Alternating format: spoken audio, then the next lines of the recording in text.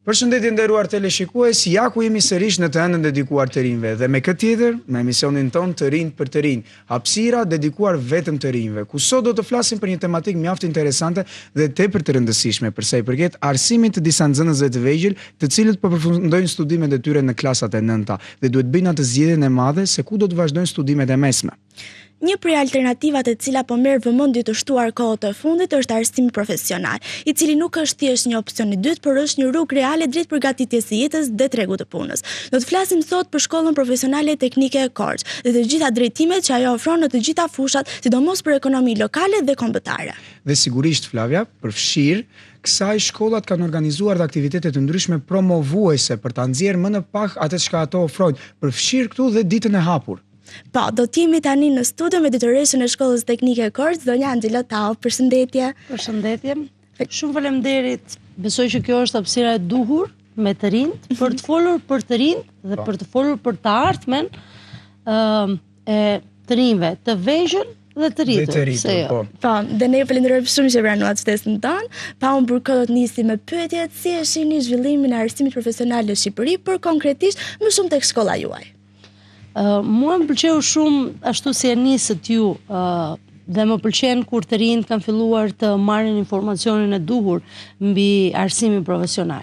Po është e vërtet, ka ndryshuar mendësia dhe duket se sot është kuptuar rëndësia që ka arsimi profesional në rajon edhe më gjerë patjetër.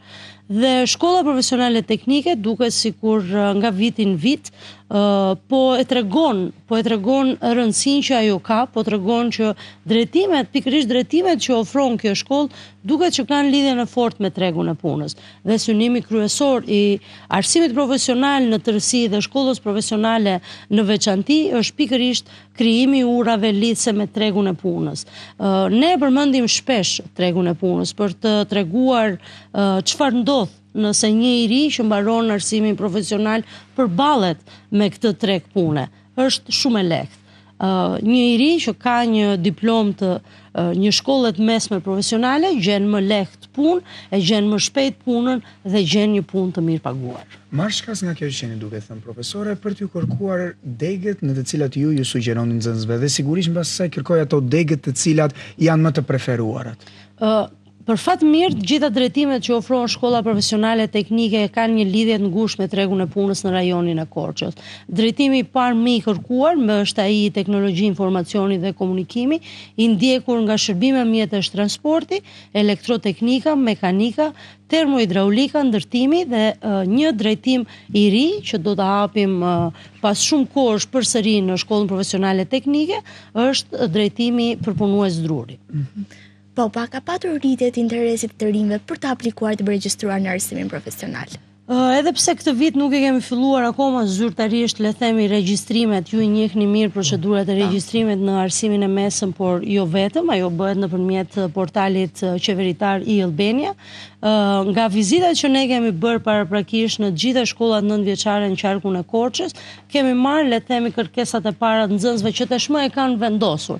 Por para disa ditësh ne kemi zhvilluar 3 ditë që i kemi quajtur ditët e hapura, ku kemi prezantuar për nxënësit e shkollave nëntëvjeçare, për bizneset, për qytetarët e Korçës dhe për prindrit e këtyre nxënësve, ofertën e shkollës tonë, të gjitha degët që ne ofrojmë, si dhe përfitimet që kanë nxënësit që zgjedhin arsimin profesional.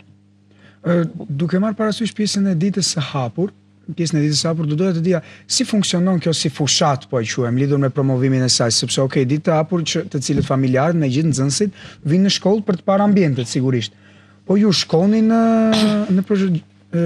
shkollat nëntëvjeçare për të bërë promovimin?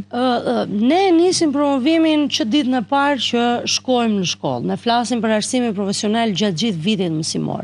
Kemi një periudhë caktuar që bëjmë vizita në gjitha shkollat nëntëvjeçare në qarkun e Korçës, përjashto Bashkinë e Pogradecit. Këtë e përjashtojmë pasi në Pogradec ka një shkollë profesionale.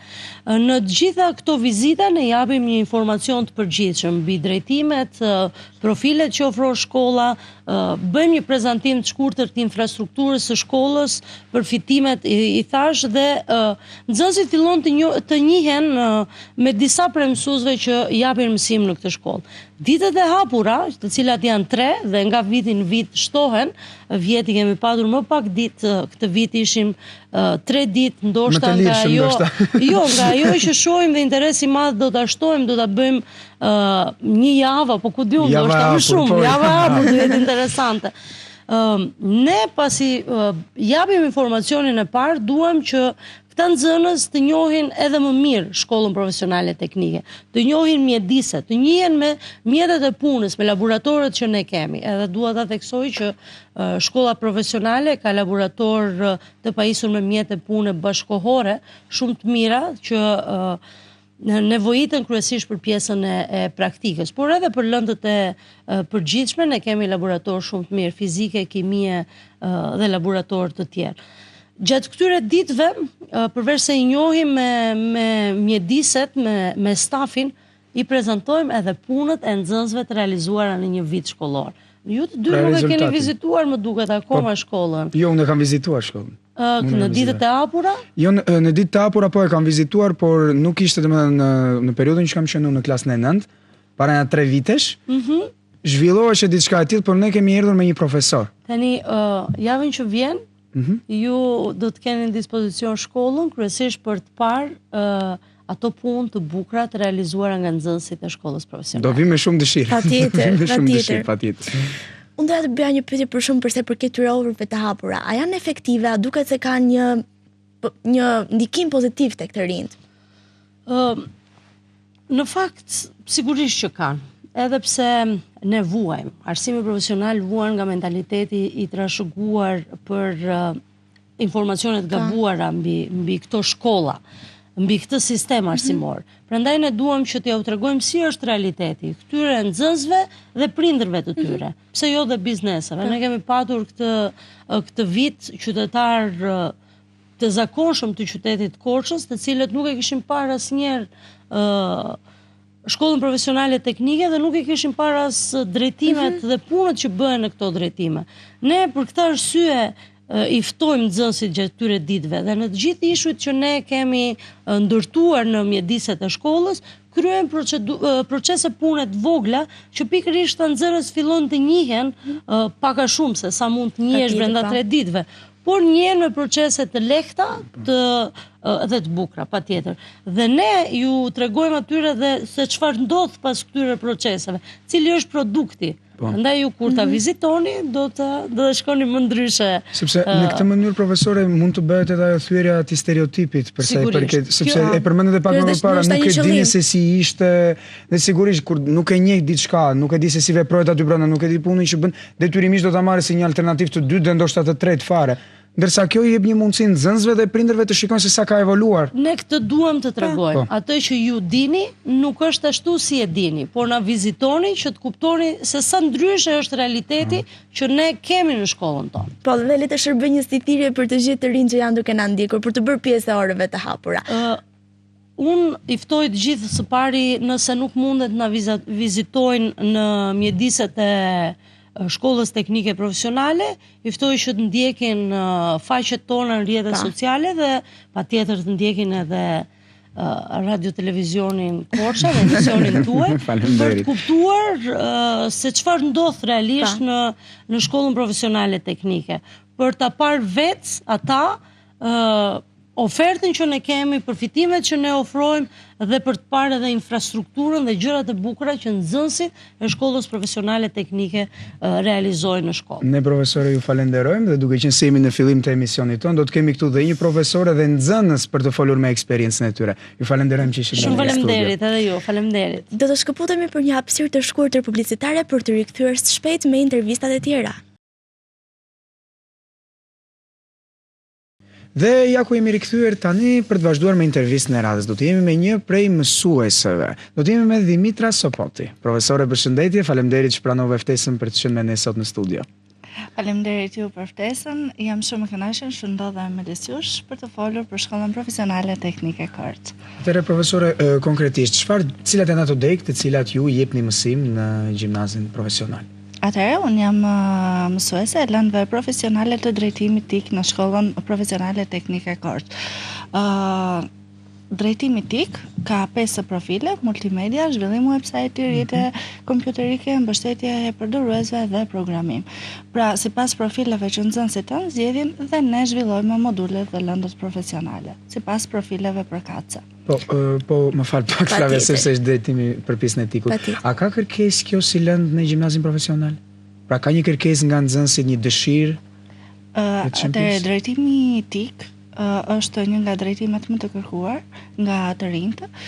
Kjo për faktin se teknologjia është ardhmja, po jetojmë në një botë që po zhvillohet me ritme të shpejta drejt digitalizimit dhe dëshira jonë dhe qëllimi jonë si drejtim është që të zhvillojmë aftësi teknologjike tek të rinjtë për të përshtatur me kërkesat reale të tregut të punës. Por çfarë roli luan bashkëpunimi me prindërit në këtë proces? Sa të rëndësishëm janë ata për të rinjt për të ndikuar pak a shumë tek zgjedhjet e të rinjve? Atëherë, gjatë zhvillimit të mësimit përgjatë vitit shkollor, bashkëpunimi me prindërit është një ndër më të rëndësishmet për të qenë më pranë nesh, më pranë nxënësve dhe për të updateuar dhe për të informuar me të gjitha ndodhit, aktivitetet, zhvillimet që fëmijët e tyre kanë në shkollën profesionale teknike. Po, duke qenë se folëm për pjesën e prindërve dhe bashkëpunimin që me sa shohim është një nga hallkat kryesore të zinxhirit. Si procedoni ose më saktë si veproni lidhur me fushatën e promovimit me nxënësit në klasat e 9-ta? Sa i përket shkollës profesionale, pra si arrini i nxisni ata për të erdhur, për ta parë ndoshta, por dhe njëkohësisht për të bërë pjesë e saj? Atëherë, fillimisht shkolla jona brenda strukturës së saj ka njësinë e zhvillimit, ku njësia e zhvillimit ka dhe koordinatorin e karrierës. Koordinatori i karrierës bashkëpunon dhe bashkëbisedon me koordinatorët e tjerë të karrierës që janë të përzgjedhur në shkollat 9-vjeçare. Pra, bëhet komunikimi bazë midis këtyre dy koordinatorëve dhe më pas ata bëjnë të mundur organizimin e takimit me prindrit e shkollave 9-vjeçare. Gjatë këtij takimi ne përpiqemi të përcjellim atë informacionin e duhur dhe për të cilin ata kanë nevojë për të njohur nga afër dhe në brendësinë e saj shkollën profesionale teknike. Nëpërmjet këtyre organizimeve, mendoni se ka ndryshuar i perceptimi të rive mbi këtë shkollë, mbi këtë arsim profesional, domethënë? Sot për sot mund ta them me bindje të plotë që shoqëria korçare po njihet me rëndësinë që ka arsimi profesional për tregun e punës dhe se sa vende pune janë të hapura që mirëpresin këta të rinj pasi mbarojnë arsimin profesional dhe dëshira e tyre sa vjen edhe është më në rritje për të sjellë dhe fëmijët e tyre në ambientet në mjediset e shkollës profesionale teknike. Tek pjesa e promovimit të gjimnazit profesional, a përfshihen si pjesë e promovimit aktivitetet që zhvillohen aty, turet të shkollës, apo dhe kjo pjesa e promovimit të bizneseve të cilët mbështesin shkollën tuaj? Atëherë, për sa i përket promovimit të shkollës profesionale teknike, është një punë shumë e madhe dhe ka disa hallka. Pikë së pari, ne përcaktojmë mesazhe se çfarë duhet të përcjellim nga kjo shkollë. Mesazhi kryesor është që të rinjtët informohen për sa i përket aftësive profesionale dhe teorike që këta të rinj marrin nga shkolla profesionale teknike. Gjithashtu me praktikën profesionale që ata zhvillojnë pranë bizneseve, duke u njohur dhe me përshtypjet dhe impaktin që këto biznese kanë për këta nxënës të shkollës tonë. Duke qenë se jemi pranë periudhës që të bëhet edhe informimi i nxënësve përreth shkollës, do doja një mesazh për të rinjt. Atëherë, mesazhi im është që ata të bëhen profesionist dhe të fillojnë të ndërtojnë të ardhmen e tyre sa më të suksesshme, duke ju përshtatur kërkesave të tregut të punës dhe pse jo të kenë profesione me paga shumë të mira. Okej, ishte një mesazh shumë i bukur dhe shpresoj që të gjithë nxënësit ta ndjekin dhe pse jo të marrin pjesë në ditët e hapura që zhvillon gjimnazi profesional dhe sigurisht pse jo ta shohin si një mundësi, si një alternativë të parë, sepse e përmendi dhe drejtoresha pak më lart, po në hyrje është një alternativë shumë e mirë për të pasur një profesion dhe pse jo për të bërë ballë jetës, do të thoja. Patjetër, është shumë e rëndësishme që të marrim një profesion edhe të përdorim këto ide dhe të gjitha informacionet që na vijnë rreth saj shkolle, të marrim me seriozitet edhe të ndryshojmë atë perceptimin që mund të kemi rreth shkollave. Në fundit pse të mos i marrin kur ofrohen të gjitha kushtet. Të gjitha, sepse po të kishim mungesa, po e mentonin më të po pse jo. Dhe tani kemi mbërritur në një hapësirë të shkurtër publicitare, por Flavia, pa humbur kohë, do doja të bëj një falënderim sigurisht për sponsorin ton, Nik Optika. Patjetër. Atëherë mund na flasësh pak?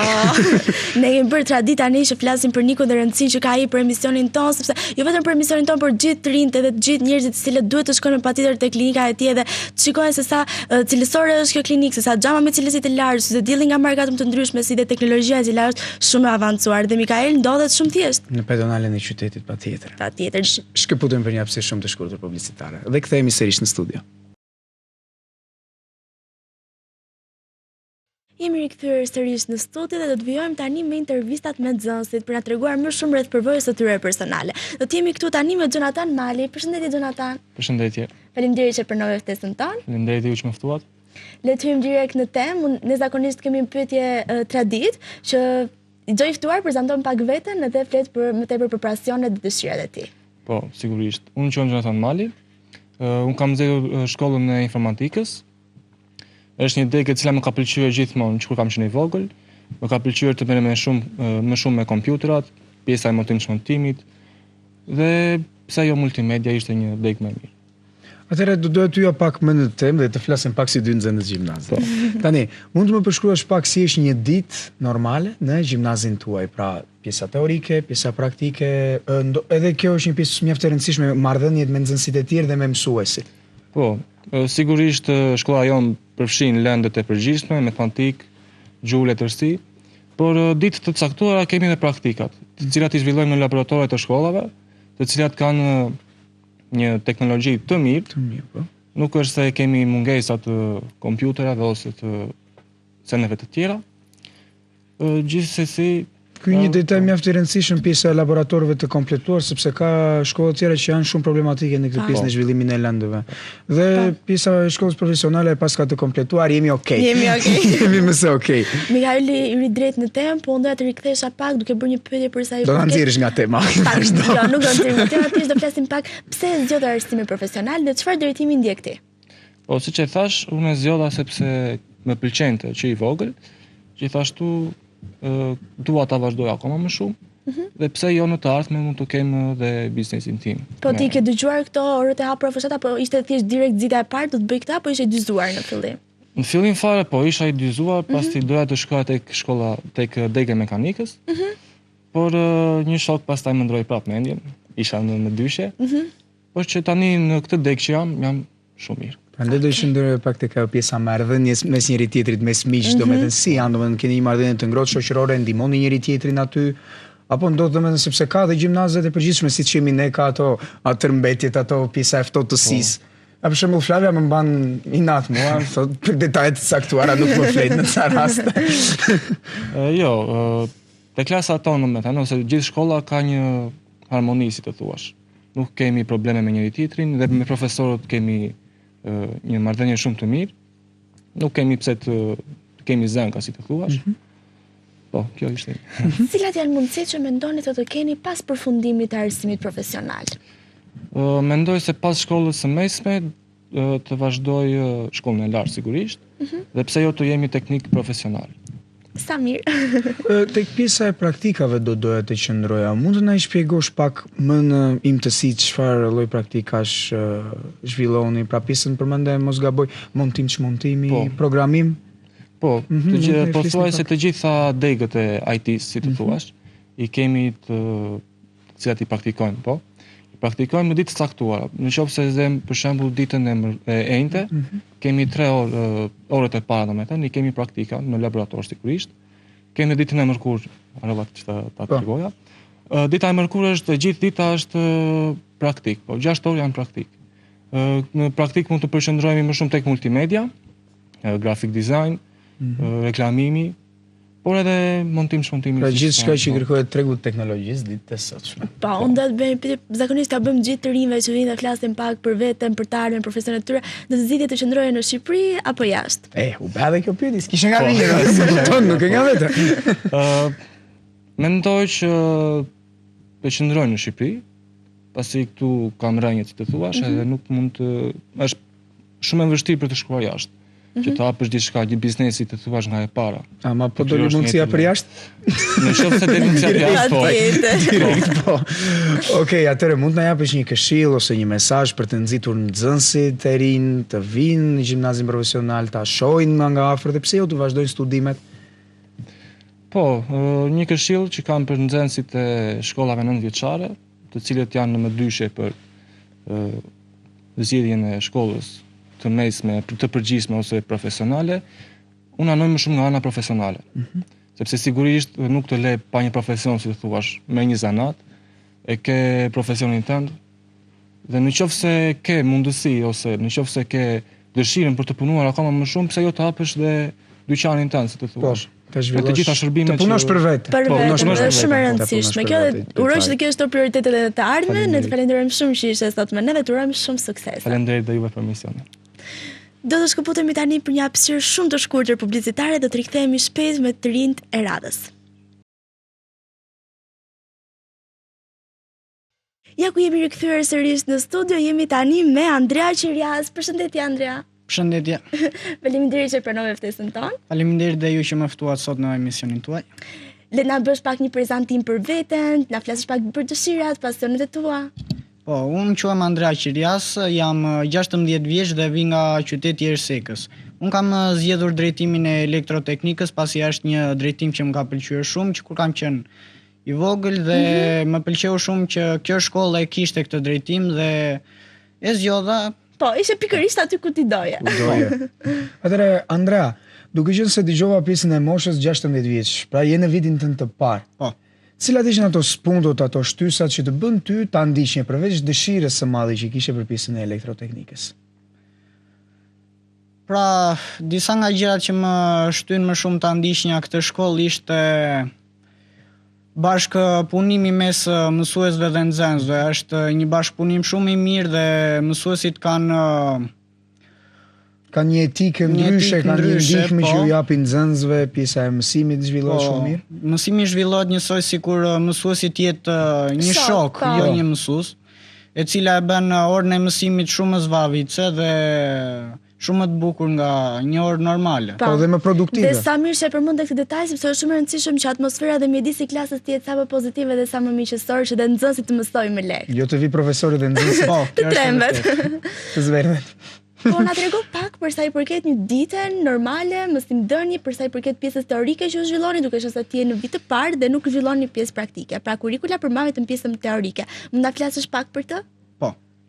Pra, siç foli dhe shoku im përpara, zhvillohen lëndët normale të përgjithshme të një gjimnazi të përgjithshëm, por gjithashtu kemi dhe lëndë teorike si elektroteknik, elektrik dhe teknologji elektrike, të cilat zhvillohen me mësues shumë të specializuar në këto lëndë dhe ora është shumë e bukur, duke marrë paraprakisht që është një degë shumë e zhvilluar këto kohë dhe shumë e kërkuar në tregun e punës. Dhe është vërtet domethënë diçka e bukur, domethënë që të marrësh vesh gjëra të reja mbi këtë degë. Stave shumë informacion, a është shumë mirë. Jo çuditës faktit do të thoja unë, sepse dhe i ftuari që kishim miku yt pak më përpara fliste që ishte pjesë e tikut, pra degës së tikut. Ideja është këtu që nuk është habitës fakti që gjithë nxënësit shtyhen më shumë tek pjesa e teknologjisë, elektroteknika, sidomos djem.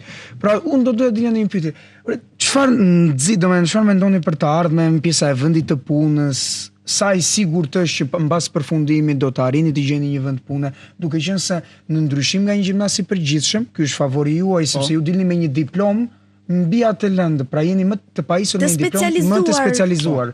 Po, mund të na flasësh pak lidhur me vendin e punës që mund të zësh në të ardhmen, sa janë shanset që ta zësh? Pra mundësitë që të ofron shkolla në të ardhmen tënde, si mendon ti? Shkolla ofron një mundësi shumë të madhe, sidomos me diplomin që njihet në çdo vend të botës, e cila të hap dyer drejt një të ardhmeje plot me mundësi, ku është shumë e lehtë për të gjetur një vend pune, sidomos me degën që unë kam zgjedhur. Pra ti, si fillimisht para se ta zgjidhje këtë degë, përveç se ishte një pasion i joti, ishte më shumë edhe një studim tregu për sa i përket, pra ti ja u interesove më tepër se çfarë kërkon tregu, çfarë është më mirë për mua, çfarë mund të fitoj unë më shumë, apo ishte thjesht pasioni? Siç e përmend edhe ti, ishin të dyja. Të dyja bashkë. Po. Okej. Ti duke qenë një se në përfundim të vitit të parë, mund të na japësh domethënë një lloj ideje se si kalove, domethënë cilat ishin pritshmëritë tua për të kaluar në këtë shkollë, pra domethënë si e mendove ti përpara se të hyje dhe cili është mendimi yt tani që po vitin e parë. Pra pritshmëritë, çfarë pritshmëri kishe edhe atë dolën ata? Kur u futa në fillim të shkollës, thash se do ishte pak e vështirë të përshtatesha, por mbasi kaloi muaji i parë e fillova ta ndjenja veten më të rehatshëm në kjo shkollë. Dhe tani që po përfundon ky vit, ndihem sikur i përkas vërtet kësaj shkolle.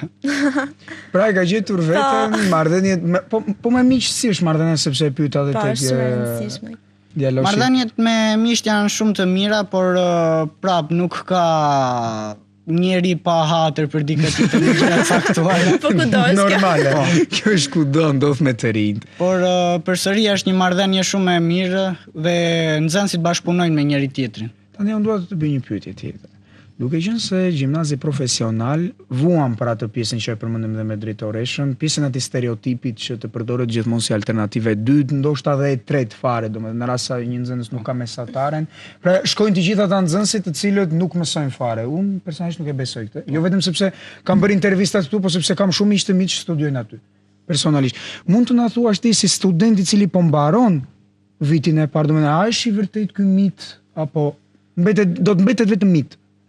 Jo, ky mit është shumë i gabuar pasi e kam dëgjuar dhe vetë që shumë njerëz besojnë se shkolla profesionale janë vetëm shkolla për ata nxënës që nuk janë të mirë në studime, por kjo është shumë e gabuar. Shkolla profesionale është mundësia kryesore, mund të them, për të vazhduar dhe për të marrë një profesion sa më shpejt dhe për të dalë sa më shpejt në tregun e punës. Dhe sa bukur që e the për dalë sa më shpejt në tregun e punës, na jep një mesazh për të rinj që dhe ata të nxiten nga eksperienca jote personale dhe të bëhen pjesë e kësaj shkolle. Nga eksperienca ime personale kam mësuar që shkolla profesionale është vërtet një ndihmë shumë e madhe, domethënë, jo vetëm për mua, por për të gjithë ata që duan të zgjedhin një profesion, ta marrin atë dhe të zhvillojnë biznesin e tyre ose të gjejnë një punë diku në një vend të mirë. Më pëlqen kjo idea që të punojnë për veten më shumë, sepse era e kanë e dytë këtë që pjesë po është era e dytë, sepse vërtet thonë që mund gjejmë një vend pune, por është një mundësi mjaft e mirë të hapësh një biznes tëndin tonë. Dhe ku ka më mirë se të punosh për veten. Po, dhe sa mirë që të rinjt i kemi me këto ide dhe aspirata për të ardhmen. Duket që do kemi një të ardhme të rinj të kualifikuar. Atëre Andrea, të falenderojmë që ishe me ne sot në studio. Dhe të urojmë shumë suksese. Faleminderit. Vitet e tjera dhe shpresojmë që të gjitha ato që the, sidomos pjesën e biznesit që unë kam fiksim, domethënë të arish dhe ta realizosh. Mos e lëkund. Mos lëkundesh në idetë tua. Shumë faleminderit. Atëre do të shkëpunemi për një hapësirë shumë të shkurtër publicitare dhe do të rikthehemi sërish në studio. Ja ku jemi sërish së bashku, jemi rikthyer shpejt nga hapësira publicitare për të vazhduar tani me Skerdi Abrashi. Përshëndetje Skerdi. Përshëndetje Sini. Faleminderit që pranove ftesën tonë. Faleminderit ju për ftesën. Tani le të futemi tek pyetja jonë, na bësh një prezantim pak për veten, dëshirat dhe pasionet e tua. Atëherë përshëndetje, unë jam Skerdi Abrashi. Unë dëshira ime ishte që të vazhdoja një shkollë e cila do më nxirrte në të ardhmen, do më bënte dritë në të ardhmen time. Si fillim, unë në fillim kam hyrë në gjimnaz, por më pas mbas 2 ditësh u regjistrova që atje dhe u regjistrova në shkollën ku jam tani aktualisht. Tani jam në vitin e 3 dhe ndihem shumë krenar dhe shumë pozitiv që kam zgjedhur këtë shkollë. Pra jeni në vitin të fundit? Jo, keni edhe një vit, po sepse është me 4 vite. Atëherë mund të na përmendesh dhe të na flasësh pak konkretisht në degën në të cilën ti je momentalisht. Okej. Unë jam në degën mekanike, aty ushtrohet profesioni saldimit, tornitorit dhe mekanik makinas servisesh, nëse dhe vërtet është një profesion shumë me degë shumë të mëdha, ka punë vërtet shumë, sepse kam shokë që punojnë akoma që në fillimet e vitit të dytë, që janë akoma aktualisht në punë, në serviset dhe po ja dalin shumë mirë. Degët ishin tornitor, tornitor, saldator dhe për mekanikën e saj në praktikën e servis. Tek pjesë e makinave futet? Po. Tregu ka nevojë. Ka nevojë shumë tregu edhe sa mirë që po gjejmë profesionist në këto deg. Ishte një dëshirë, një pasion joti, ëh? Po. Kisha dëshirë dhe shokët, kisha dy shokë që kishin në shkolla, më treguan që është shumë mirë, shumë këndshëm dhe hyra dhe. Po si funksionon një ditë normale tek shkolla juaj, pra si realizohet mësimdhënia? Atëherë, në shkollën tonë realizohet në këtë mënyrë mësimdhënia. 2 ditë e gjysmë janë praktik në praktikat tona në saldimin, në makinat e tornave dhe 2 ditë e gjysmë janë mësime të gjuha, matematika, letërsia, anglishtja dhe të gjitha lëndët. Atëherë, për fat të mirë, unë nuk kam një informacion të zgjeruar dhe do ma zgjerosh ti. Po. Ka të bëjë me pjesën që ti je presidenti i një kompanie? Po, i kompanisë Metal Art. Po, mund të na flasësh pak lidhur me këtë post që ushtron, çfarë bëhet brenda? Edhe për konkursin që unë di që ju keni shkëlqyer dhe keni nderuar shkollën tuaj duke marrë një çmim. Atëherë. Merre me nget tani. Tani shti Unë jam presidenti i kompanisë Metal Art me 4 djemë të tjerë, të cilët ishin drejtorët e financës, drejtor marketingu, të gjitha si një kompani e vërtet, por me pak punëtor. Ne kërkuam për të bërë një produkt të veçantë dhe krijuam një karrige e cila krijon iluzionin e pezullit, duke sikur është pezull lajër, por mbahet nga zinxhirët, nuk e kemi këtu aktualisht, por nëse do vini të enjte në shkollë do t'ja tregoj unë. Patjetër. E zbuluam dhe datën kur do jemi dhe ditën, datën dhe ditën. Ne fillimisht vajtëm në Berat, e prezantuan si produkt dhe të gjithë drejtoresha e Junior Achievement of Albania e pëlqeu shumë, ishte shumë interesante dhe të gjithë kalimtarët që ishte edhe aktori Cekja. Si filloi mëftari. Po, për gjithë kuptohet. E pëlqeu shumë, ishte shumë, si ta themi, shumë e veçantë nga karriget e tjera. Na erdhi në mend kjo sepse në Korç, në pazari ka lokale pafund dhe pothuajse të gjitha karriget janë të njëjta. Janë një luk, nëse një lokal do zithë karrigen tonë për të vënë atë në ambientet e tij, do ishte një lokal shumë i veçantë dhe do kishte klientelë shumë të madh. Pra ideja ime ka të bëjë, si e mendoj unë, ka të bëjë lidhur me një skem biznesi shumë bukur. Pra një risi, një inovacion për sa i përket ngritjes së një kompanie, mbi krijimin e një produkti të veçantë, që është i përdorshëm, është i nevojshëm, por që është ndryshe nga të gjithë të tjerët. Kjo ishte pjesë e projektit Junior Achievement, ku unë kam qenë vetë pjesë e këtij projekti edhe di se sa kompani fantastike që vinë aty edhe prezantojnë punët e tyre, edhe bravo që keni arritur që të merrni një çmim edhe dilni kaq mirë. Aty ishin rreth 150 kompani dhe ndër 10 fituesit ishin dhe ne shoqëria gati për punë. Po? Shiko, unë do futem tek pjesa tjetër. Nuk do të merr me pjesën e Junior Achievement dhe projekteve, mund të vazhdosh me fjalën. Unë do futem tek pjesa e biznesit, sepse aty më shumë. A keni menduar domethënë pasi dolët fitues? Po. Tek këto kompani të gjenin një burim financiar? Po. Për ta vënë në zbatim si projekt tuaj. Ose më saktë nga projekt, sepse ky projekt, unë e mendoj domethënë mund të përdoret deri në një farë momenti, sepse më pas ul vlerën e punës që keni bërë, sepse deri në fazën kur ju fituat ishte një projekt. Por mbas kësaj tani mund të jetë një ide biznesi. Që ju të katërt, si shoqëri, mund të zhvilloni një biznes tuaj, një kompani tuaj të vërtetë kësaj rrate. Atëherë kur ishim në Berat, radhën e parë, si të them, 2 qytetarë të Beratit donin që të porosisnin karriget tona, por në ato momente ne ishim thjesht një projekt, siç e thatë edhe juve. Tani mund t'ja prodhojmë dhe t'ja dërgojmë atyre në një vlerë monetare që mund ta realizojmë. Keni arritur ta bëni? Pra ju ka ndihmuar një biznes? Nuk na kanë ndihmuar. Mund të bëjmë reklamime sepse ne në ditët tona të praktikës mund të shkojmë në bizneset, serviset ku bëjmë praktikën. Këtë shkolla tonë ka në vit të dytë dhe vitin e tretë. Po. Dhe sepse viti i parë nuk zhvillonte praktikë. Po. Vit mund t'i lejmë në bizneset tona kur si punë reklame, si punë, sepse atje ka shumë qytetarë që lëvizje, po si vinë makinat mund 30-40 varet si vjen dita e punës dhe mund të jenë shumë të interesuar atje dhe mund të marrim kontaktet dhe të punojmë. Sepse është diçka e veçantë. Unë imagjinoj domethënë një karrige që qëndron me zinxhira në balancë. Dhe është vërtet, okay, do ta shikojmë te njëjtë. Shumë interesante. Do shkojmë me qëllimin e dytë.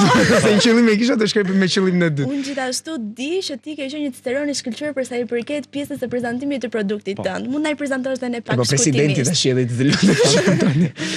Atëherë, produkti jon është i veçantë në llojin e karrigeve.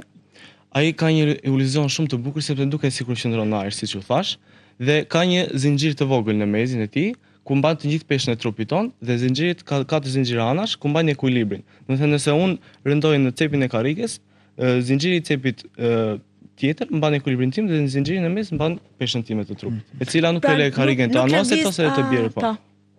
Hajde shkenca. Kemi punuar dhe mësuesit këtu, ka qenë pak e vështirë në anën e fizikës, por ja dolëm. Po kujt ishte ideja? Atëherë, ideja ishte e grupit tim, po, e drejtorëve të gjithë. Kemi dhe produkte të tjera, po nuk i kemi realizuar akoma. Okej, presim të vini me gjëra kaq të bukura. Do më duket do t'ju vëmë ne ti shih. Vini ju. Më duket do t'ju vëmë ne. Tani, ku do të shndroj me këtë? Me këtë që do të them më saktë me pyetjen. Dua të flas lidhur me rezultatin që ju keni dhënë. Pra jeni 4 nxënës të cilët krijuan një kompani, 5 nxënës më falni, krijuat një kompani tuaj. Po. Dhat një rezultat fantastik, që nderuat jo vetëm veten dhe shkollën, por krijuat dhe një produkt. Dhe çka vërtetuat me këtë? Vërtetuat punën dhe mësimin që ju merrni aty. Për të treguar të gjithë atyre që do ta ndjekin tani dhe që ne ndoshta mund të kemi edhe me spot edhe me pamje. Po. Pak më vonë do më në kuptohet kur dhe ne vetë ta vizitojmë atë shkollë, se çfarë bëhet brenda shkollës dhe gjimnazit profesional. Për të thyer atë që unë po vazhdoj ta them dhe ta rithem pjesën e stereotipit që gjimnazet profesionale përdoren si një alternativë për të mos mbetur pa shkollë. Jo, sepse avash po evolojnë dhe sigurisht po sjellin risi. Dhe po sjellin atë që duhet vërtet që tha Flavia në fillim, profesionist në përfusha të caktuara. Përmenda pjesën e makinave, duke qenë se në shoqërinë që ne po jetojmë, po na del një person me një makinë. Po. Dhe detyrimisht jo duhet vetëm një lloj mirëmbajtjeje e mirë, por duhet edhe domethënë ai kujdesi dhe vendi se ku e çon, sepse është vërtet ai si problem. Por jo vetëm në atë deg. Përmendëm pjesën e biznesit, sepse një ide e tillë mund të përshkallëzojë një biznes shumë të mirë. Sepse është e sigurt që në rast se hapni një biznes, vetëm me 10 tavolina, vetëm karriget bëj reklamë biznesit. Nuk e mund cilësia, vetëm karrigja. Po. Kështu që unë ju them që të vazhdoni me këtë ide. Po sigurisht. Dhe me të tjera. Diskutohet. Kemi dhe produkte tjera, po nuk kemi realizuar akoma. Do mundohemi vitin e ardhshëm. Po. Vitin e ardhshëm. Tani një mesazh për të rinjt që dhe ata të bëhen pjesë e shkollës edhe të prodhojnë gjëra kaq të bukura për tregun, por edhe për veten e tyre për t'i kthyer më pas në fitime. Atëherë, unë mesazh jap nxënësve të klasave të nënta, të vini në shkollën profesionale teknike në Korçë, sepse ajo do t'ju japi dyert e jetës në bizneset ku mund të hapni ju, mund të bëheni inxhinier mekanik, mund të bëheni mësues inxhinier mekanik, siç janë të gjithë mësuesit e shkollës tonë të inxhinierisë, e kanë përfunduar shkollën në shkolla jon. Kanë dhe nxënës dhe mësues. Stafi i mësuesve është shumë por shumë i mirë, po ashtu dhe drejtorësh ne kemi shumë të mirë. Me stafin e mësuesve ne personalisht un kam shumë si të themi miqësi. Bëjmë një mësim shumë argëtues, po, dhe një mësim të cilin e kuptojmë. Jo nëse është mësuesi dhe thotë bëj këtë, nëse se bën të thërret, të shantë, por të ndihmon dhe të lë përsëri derisa ta bësh perfekte atë gjë që po bën. Ne falenderojmë shumë. Falenderojmë vërtet dhe shpresoj që ti arrini projektet që keni edhe që dëgjojmë me një biznes të ri. Të dëgjojmë edhe dhe do vim. Sigurt. Ju doam të jemi dhe klientë aty. Po. Dhe kemi mbërritur në fund të emisionit ton për ditën e sotme, Flavia. Mua më pëlqeu vërtet. Dhe mua shumë, është era e dytë që trajtojmë shkollën profesionale teknike Korçë dhe sa herë që trajtojmë mësojmë diçka të re. Nuk është për një periudhë shumë të gjatë kohore, në mos gaboj rreth shkurtit, marsit kemi bërë intervistat dhe brenda një kohe kaq të shkurtër kemi ardhur me risi të reja dhe informacione të reja. Dhe duhet jemi gjithmonë në kontakt të vazhdueshëm me të gjitha këto shkolla që ofrojnë mundësi kaq të mira dhe prandaj ishim sot këtu edhe me drejtoreshën, edhe mësuesen, por edhe me të rinj që tregojnë më mirë se çfarë mban kjo shkollë, për çfarë përmban, çfarë sjell tek të rinj. Dhe është shumë e rëndësishme që thamë ne përmendëm shumë shpesh thyrjen e stereotipeve dhe miteve që ndrojnë në lidhje me shkollat profesionale, por është shumë e rëndësishme dhe unë ja thuj si thirrje të rinj që të kemi nevojë për profesionist, jo vetëm për mjek, jo vetëm për gjykatës, prokuror, avokat, kemi nevojë për profesionist të vërtet për të gjitha nevojat tona personale që të kemi në jetën e përditshme, kështu që i ftoj të gjithë që të shkojnë tek orët e hapura që zhvillojnë shkollat profesionale dhe të konsiderojnë vërtet si një opsion kryesor. Ti e di shumë mirë që mua më pëlqen pjesa e të rinjve, domethënë që në tematikën e idesë së emisionit dhe më pëlqen shumë fakti kur vetë këta të rinjt flasin dhe promovojnë shkollën e tyre. Por jo të flasin mbi një skenar të caktuar, por flasin mbi ato që ndjejnë dhe ata bëjnë dhe veprojnë vërtet. Sepse vërtetojnë atë çka ata ndjejnë dhe punën e tyre. Dhe ku ka më mirë se vetë të rinjt të cilët i nxjerrin këto stereotipe, vetë të rinjt i thyejnë. Dhe arrin të kuptojnë vërtet se ku jemi dhe çfarë po bëjmë. Dhe Bëritëm në fund të emisionit ton. Ju falenderojmë për vëmendjen tuaj dhe si gjithmonë mos harroni të na ndiqni ditën e hënë në orën 17 dhe sigurisht në kanalin ton në YouTube. Kalofshi sa më mirë. Mirupafshim.